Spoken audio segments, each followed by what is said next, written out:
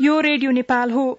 अब निर्मला भट्टबाट समाचार सुन्नुहोस्। प्रधानमन्त्री पुष्पकमल दाहाल प्रचण्डले पोखरा अन्तर्राष्ट्रिय विमानस्थलको आज उद्घाटन गर्नुहुँदै उहाँले नेपाल जस्तो भूपरिवेष्टित मुलुकको कनेक्टिभिटीका लागि हवाई मार्ग सबैभन्दा प्रभावकारी माध्यम भएको उल्लेख गर्दै पोखरा विमानस्थल सञ्चालनमा आएपछि गण्डकी प्रदेशसँगै सिंगो राष्ट्रको आर्थिक विकास हुने भन्नुहुँदै सामाजिक न्याय, सुशासन र जनताको समृद्धिका लागि मूल मन्त्र बनाई सरकारले काम गर्ने बताउनुभयो। अब पोखरा सिधै धेरै राष्ट्रसँग सम्पर्क गर्ने केन्द्र बनेको छ। यसले कास्कीको गण्डकी प्रदेश र नेपालकै पनि अर्थतन्त्रको विकासमा महत्वपूर्ण योगदान गर्ने सुनिश्चित नै छ। हामीले सामाजिक न्याय, सुशासन र समृद्धिको मूल मन्त्र बनाएर जनताको निम्ति समर्पित भएर काम गर्ने अठोट गरेका छौं। प्रधानमन्त्री पुष्पकमल दाहालले 1 वर्ष अगाडि पोखरा विमानस्थल उद्घाटन गर्दा भने जस्तै त्यति बेला धेरै नेपालीहरूलाई लागेको थियो अब अन्तर्राष्ट्रिय उडानका ठूला जहाज सिधै पोखरा आउनेछन्। विश्वका शहरहरूसँग हुने कनेक्टिभिटीले पर्यटन प्रवर्धनको ढोका खोल्नेछ। तर विमानस्थल उद्घाटन भएको 1 वर्ष बितिसक्दा पनि पोखरामा एउटै व्यावसायिक अन्तर्राष्ट्रिय उडान भएनन्। 1 वर्षको अवधिमा कुल 5वटा ठूला जहाजले पोखरा उडान गरे, तर ती सबै चार्टर उडान मात्र थिए। हो, तपाईँ हामी जस्तै श्रमजीवी नेपालीको टाउकोमा ऋण थापेर बनाएको विमानस्थल किन सञ्चालन भइरहेको छैन? हामीले केही एक्सक्लुसिभ तथ्यहरू भेटेका छौँ। ती कागजातहरूले भन्छन् अर्बौं भ्रष्टाचार गरेर पोखरा अन्तर्राष्ट्रिय विमानस्थललाई लङ्गडो बनाइएको छ।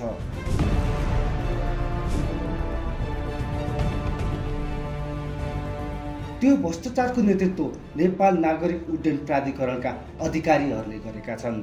सबैभन्दा पहिला अन्तर्राष्ट्रिय उडान किन हुन सकेन भन्ने पक्षलाई हेरौँ। वायु सेवा कम्पनीहरूले व्यावसायिक उडान पैसा कमाउनका लागि गर्ने हुन्, तर अहिलेको पोखरा विमानस्थलमा बोइङ 737 वा एयरबस 320 अर्थात् न्यारो बडी जहाजहरू पूर्ण क्षमतामा उडान अवतरण गर्न सक्दैनन्। पोखरेलीको सपना र राष्ट्रिय गौरवको आयोजना कसरी अपाङ्ग बनाइयो त? पृष्ठभूमिसम्म नपुगी यसको वास्तविकता थाहा पाउन सकिँदैन। त्यसैले रनवे निर्माणको सुरुदेखि यो विषयलाई हेरौँ। न्यारो बडी जहाज पूर्ण क्षमतामा उड्दा 77 टन तौल लिएर उड्छ र अवतरण गर्छ, तर पोखरा विमानस्थल प्रयोग गर्दा ठूला जहाजले 7 देखि 10 टनसम्म तौल घटाएर मात्र उडान गर्न सक्छन्। यसले गर्दा पोखरा उडानमा थोरै यात्रु वा कम कार्गो बोक्नुपर्ने बाध्यता जहाजलाई छ। पेलोड पेनाल्टी घटाएर उडान भइहाले पनि त्यसले हवाई कम्पनीको आय र देशको राजस्वमा सिधै असर गर्छ। घाटा खाएर कोही किन व्यापार गर्छ र? पोखरा विमानस्थलमा अन्तर्राष्ट्रिय हवाई उडान नहुनुको मुख्य कारण पनि यही हो।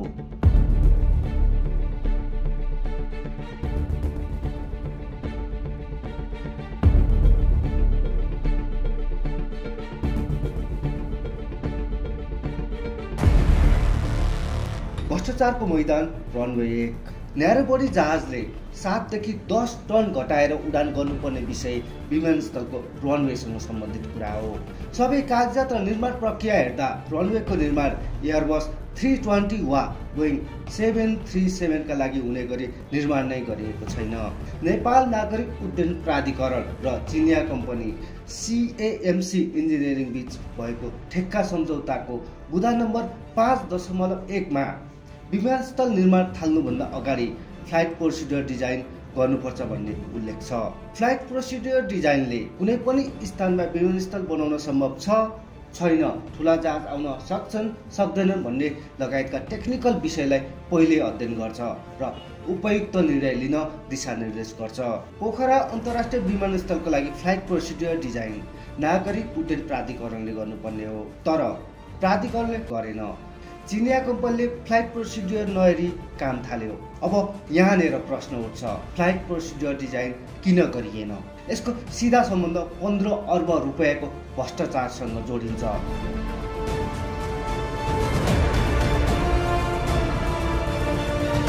पोखरा अन्तर्राष्ट्रिय उडान नहुनुमा रनवे मुख्य कारण हो भन्ने कुरा थाहा पाइसक्नुभयो। अब त्यहाँ कसरी भ्रष्टाचार गरियो भन्ने कुरा खुतलौँ। रनवेमा भएको भ्रष्टाचारको तथ्य बुझ्न सबैभन्दा पहिला हामी यसको ठेक्का सम्झौता हेर्नुपर्ने हुन्छ।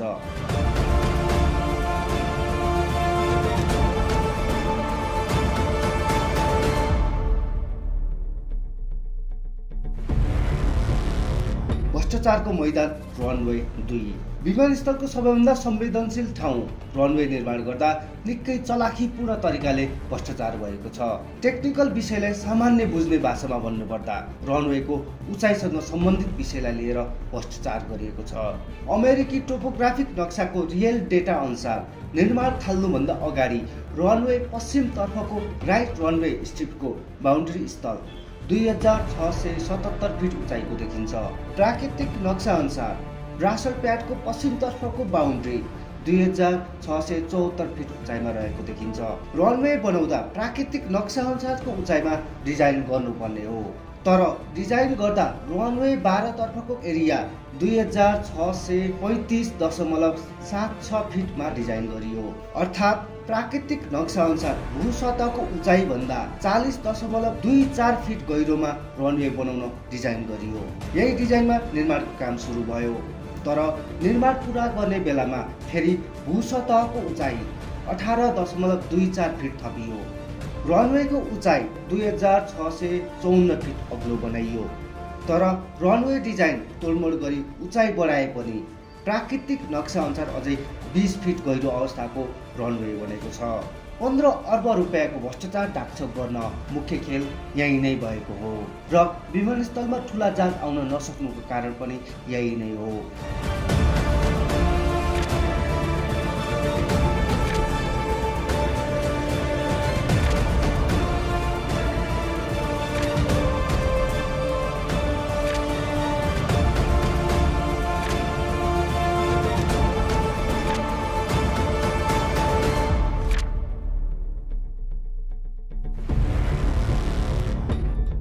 भ्रष्टाचारको मैदान रनवे 3। रनवे गहिरो किन बनाए त?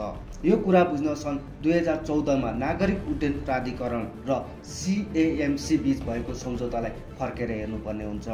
रनवे बनाउन लगिएकाले त्यहाँ ढुङ्गा माटो सहितको ग्राभेल हालेर सम्याउनु पर्ने थियो। त्यसका लागि एयरपोर्टको 5 किलोमिटर टाढाबाट कर तिरेर ढुङ्गा माटो किनेर ल्याउन 80,64,218.89 अमेरिकी डलर छुट्याइएको थियो। यो भनेको अहिलेको विदेशी मुद्राको विनिमय दर अनुसार करिब 1 अर्ब 8 करोड रुपियाँ हो। अर्थात् सम्झौता अनुसार गहिरो भाग पुरेर रनवे बनाउन 1 अर्ब 8 करोड रुपियाँको ढुङ्गा माटो ल्याएर पुर्नु पर्थ्यो, तर बाहिरबाट माटो लगिएन। के गरियो त? त्यही ठाउँ खनखान पारेर सम्याएर रनवे निर्माण गरियो। कागजातहरूले पुष्टि गर्छन् रनवे बनाउन छुट्याइएको 1 अर्ब 8 करोड रुपियाँ भ्रष्टाचार भएको छ।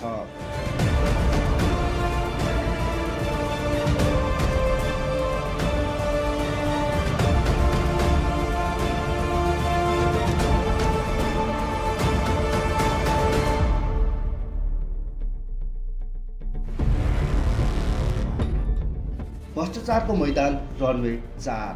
रनवे अपाङ्ग बनाई त्यसकै फाउन्डेसनमा अर्को अनियमितता गरेको कागजातहरूले देखाएका छन्। सुरुको डिजाइन अनुसार रनवेको पूर्वपट्टि रहेको रिठ्ठे डाँडा 30 मिटर काट्नुपर्ने थियो, तर रनवेको निर्माण पुरा हुँदा पहिला निर्धारित उचाइभन्दा 20 फिट गहिरो पारियो। अब पहिलाको अवस्थाभन्दा 10 मिटर बढी अर्थात् 40 मिटर डाँडो काट्नुपर्ने भयो। कागजात पल्टाउँदा रनवे गहिरो बनाएर 8 करोड रुपियाँ अनियमितता गरेको देखिन्छ। पहिला डाँडो काट्न 24 करोड रुपियाँ छुट्याइएको थियो, पछि 8 करोड रुपियाँ अतिरिक्त पर्न गयो।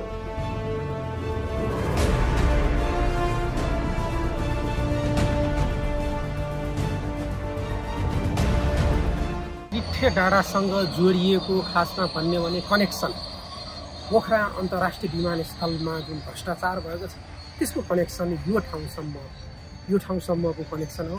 र हेर्दाखेरि यहाँ प्लटिङ भइराखेको जस्तो देखिन्छ, तर एयरपोर्टको कारणले गर्दाखेरि यो भागको जग्गा यो भागको माटो जुन यो रिठ्ठे डाँडा थियो त्यसको माटो भट्टाबाट डोजर त्यसै गरी टिप्पर प्रयोग गरेर भट्टाबाट हटाइराखेको छ। अब यो कति वर्ष लाग्छ यो कुनै चान्चुने कुरा होइन।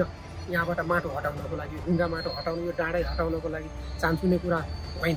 कति वर्ष लाग्छ हेर्दैछौँ। अब तिहारमा पनि मुद्दा परेको छ, के हुन्छ पोखरा विमानस्थलको भ्रष्टाचारको बारेमा तिहारमा पनि मुद्दा छ, के हुन्छ हेर्दैछौँ।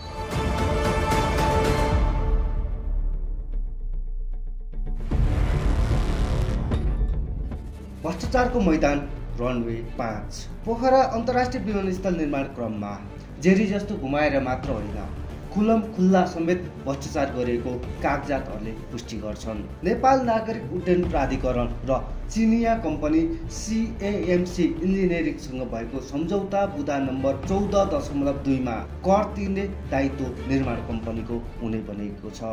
तर भन्सार विभागको अभिलेख चिनिया कम्पनी CAMC ले भन्सार तिरेको कहीँ देखाउँदैन। सम्झौताले उल्लङ्घन गरेर समेत खुल्लम खुल्ला भ्रष्टाचार गरिएको छ। भन्सार विभागको अभिलेख अनुसार 2,22,40,16,202 रुपियाँ छुट दिएको छ। भन्सारमा तिर्नुपर्ने त्यो पैसा चिनिया व्यवसायीले कसलाई दिए? खुलेआम भ्रष्टाचार भएको यो अर्को प्रमाण हो।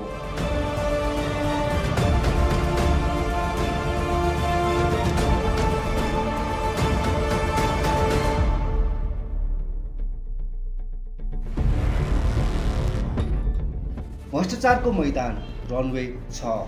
ठेक्का सम्झौताको कतिपय बुँदाहरू हेर्दा सम्झौतादेखि नै भ्रष्टाचारका लागि खाली ठाउँ राखेर काम गरेको देखिन्छ। अन्तर्राष्ट्रिय ठेक्का प्रक्रियाभन्दा फरक शैलीमा भएको ठेक्का सम्झौता 200.735 अमेरिकी डलरको हो। योभन्दा बाहेक एडिसनल आइटम भनेर 15.23 मिलियन डलर भनेर समावेश गरिएको छ। यसरी तथ्य केलाउँदा पोखरा विमानस्थलको सम्झौता 215 मिलियनको हो। विमानस्थल टेन्डरमा बिल अफ क्वालिटी अर्थात् BOQ भन्ने एउटा बुँदा छ। त्यसमा निर्माण कार्यमा प्रयोग हुने सामग्रीको मात्रा, श्रम, निर्माण परियोजनामा तिनीहरूको लागत बारे विस्तृत रूपमा उल्लेख गरिनुपर्छ। तर एडिसनल शब्द मात्र राखियो। सामग्रीको नाम, मात्रा र त्यसको उपयोग सबै लुकाइयो। एडिसनल भनेर 25 करोड 67 लाख रुपियाँ अर्थात् 19,26,000 डलर भ्रष्टाचार गरियो। भ्रष्टाचारको मैदान रनवे 7। ठेक्का सम्झौतामा होलसेलमा खर्च गर्न एडिसनल आइटम भन्ने बुँदा थप गरे। एडिसनल आइटमले निर्माण कार्य सुरु भएपछि जति पनि सामान र जुनसुकै क्वालिटीको सामान खरिद गर्न बाटो खोलिदियो। पछि सम्झौता रिभाइज गरेर सामानहरू पनि चलन चल्तीको रेटभन्दा दोब्बर महँगोमा किनेको बिल बनाइएको देखिन्छ।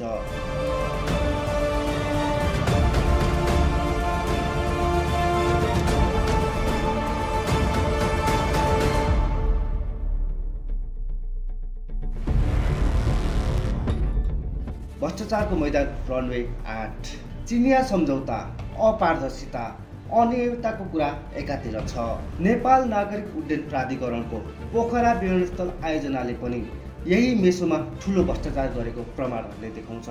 आयोजनाले 5 वटा गाडी खरिद गर्दा करिब 1 करोड रुपियाँ भ्रष्टाचार गरेको कागजातहरूले देखाउँछन्। यहाँ रमाइलो त के छ भने मर्सिडिज बेन्ज किन्ने पैसा हालेर टोयोटा RAV4 गाडी किनेको बिलले देखाएको छ। भ्रष्टाचारको मैदान रनवे 9। पोखरा अन्तर्राष्ट्रिय विमानस्थल EPC मोडलमा निर्माण गरिएको हो। यो मोडलमा निर्माण कार्य हुँदा विमानस्थलको सम्पूर्ण काम पूरा गरी चिनिया कम्पनीले नागरिक उड्डयन प्राधिकरणलाई हस्तान्तरण गर्नुपर्ने थियो। सम्झौताको बुँदा नम्बर 1.2 मा परामर्श सेवाका लागि चिनिया कम्पनीले 28 लाख अमेरिकी डलर छुट्याउनु पर्ने प्रावधान राखिएको छ। तर नागरिक उड्डयन प्राधिकरणले परामर्शदाताको खर्च 3 करोड 64 लाख रुपियाँ आफैले गरेको देखाएको छ। चिनिया कम्पनीले परामर्शदातालाई छुट्याएको 34 करोड 52 लाख रुपियाँ कसलाई दियो त? यो प्रश्न अनुत्तरित छ। भ्रष्टाचारको मैदान रनवे 10। ठेक्का सम्झौतामा इन्धन रिफ्युल फेसिलिटी केन्द्र निर्माणका लागि विषय र बजेट दुवै उल्लेख गरिएको कागजातहरूले पुष्टि गर्छन्। प्राधिकरण र चिनिया CAMC बीच सम्झौता हुँदा बुँदा नम्बर XIV5 मा विमानस्थल क्षेत्रमा उड्डयन इन्धन भण्डारण सुविधा स्थापना गर्ने उल्लेख छ। निर्माण कार्यमा प्रयोग हुने सामग्रीको मात्रा, श्रम, निर्माण परियोजनामा तिनीहरूको लागत बारे समेत विस्तृत रूपमा उल्लेख छ। तर सम्झौतामा भएअनुसार काम गरिएको छैन। 2 करोड 70 लाख रुपियाँ सिधा भ्रष्टाचार गरिएको छ। यसकारण अहिले पोखरा अन्तर्राष्ट्रिय विमानस्थलमा जेट ए इन्धन सुविधा छैन। ट्याङ्कर प्रयोग गरी रिफ्युलिङ सर्भिस मात्र उपलब्ध छ।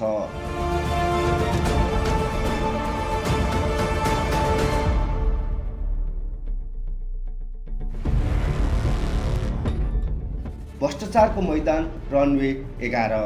नागरिक उड्डयन प्राधिकरणले प्राकृतिक नक्सा अनुसार सबै ठिकठाक छ भन्दै सुरुमा प्रस्तावित रनवेको पश्चिमतर्फ खानेपानीको ट्याङ्की निर्माणका लागि जापानी सहयोग नियोग जाइकालाई स्वीकृति दियो। विमानस्थल निर्माण गर्ने निकायबाट स्वीकृति पाएको जाइकाले 2000 घनमिटरको ट्याङ्की निर्माणको काम थाल्यो। तर प्राकृतिक नक्सा अनुसार जमिनको सतहभन्दा 20 फिट गहिरो रनवे निर्माण गर्दाको सिधा असर पानी ट्याङ्कीमा पर्न गयो। खानेपानीको ट्याङ्की 7.5 मिटर काट्नुपर्ने भयो। प्राधिकरणको यो निर्णयका कारण खानेपानीको ट्याङ्कीको लागत थप 9 करोड 65 लाख रुपियाँ लाग्ने भएको छ। पोखरा अन्तर्राष्ट्रिय विमानस्थल पोखरेली जनताको सपना हो, पर्यटन प्रवर्धनको आधारशिला हो र पुरै देशको समृद्धिको आधार हो। यो विमानस्थल किन सञ्चालन भएन भन्ने प्रश्नको जवाब खोज्न नेपाल नागरिक उड्डयन प्राधिकरण र चिनिया पक्षले गरेका कामलाई फर्केर हेर्नै पर्छ।